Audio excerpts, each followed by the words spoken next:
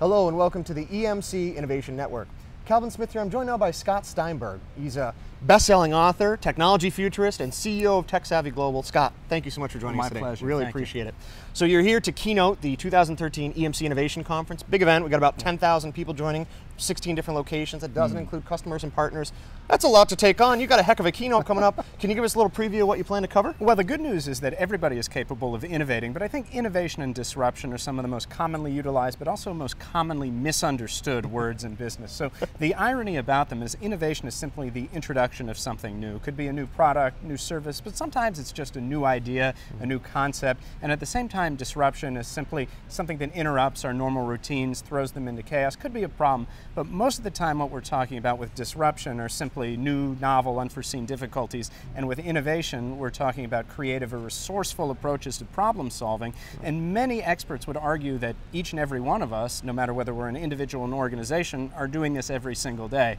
I don't know what your schedule looks like, but I've run surgery on it about 6 times this morning, so everybody's adapting, everybody's evolving on the fly, new problems are coming up, which means that we are practicing core principles of innovation. And the irony is that as people begin to study this, what they've found is that change, of course, is the new normal, and at this point, 7 odd years into the recession or so, it's more normal than new. But many of the most successful change practitioners are everyday employees, because the #1 source of innovation is simply listening to your customers. Right. So those employees, those people on the front line closest to the client on a day-in, day-out basis, are those often best poised to spot emerging opportunities and then bring new, novel, and fresh perspectives and solutions to bear. So absolutely everybody can be an innovator. The only question you have to ask yourself as an organization or individual is, what's stopping us from innovation and getting forward and seeing ahead of the curve? And at the same time, well, if that's the case, right, if we can all innovate, we are all adapting on a daily basis. What are the skills,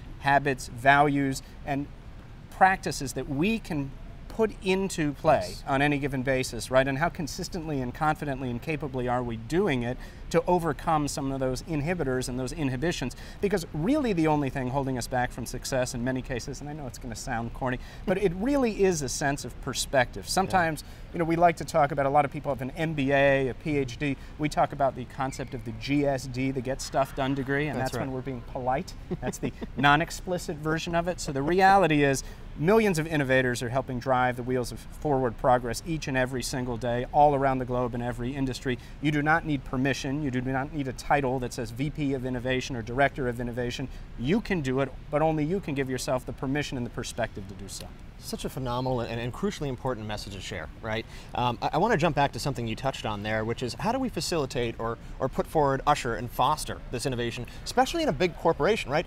Enterprise innovation or intrapreneurship as opposed to entrepreneurship, what does that look like, and what are the mechanisms that we could perhaps put in place to enhance this stuff? Right, well actually Booz & Company did a study on this, the Global Innovation 1000, where they look at hundreds of the world's top innovators, companies like 3M, Google, and Amazon, to see what makes them tick. And what they found was that top innovators don't actually spend more money on problems, they don't have better talent, brighter ideas, they don't have bigger R&D departments or fancier prototyping laboratories. They simply have a better support and communications framework in place, and that allows them to more quickly and effectively nurture and incubate new ideas. And so really what they're better at is empowering everyday employees to be able to speak up, to brainstorm new ideas, actually strategize around them, and then deploy them. So what happens in a large organization is oftentimes entrepreneurs are isolated, they're in very disparate departments, they may be siloed off, and really what we're trying to do is pair them up and find online collaboration and sharing tools so you can very quickly staff, resource, and deploy new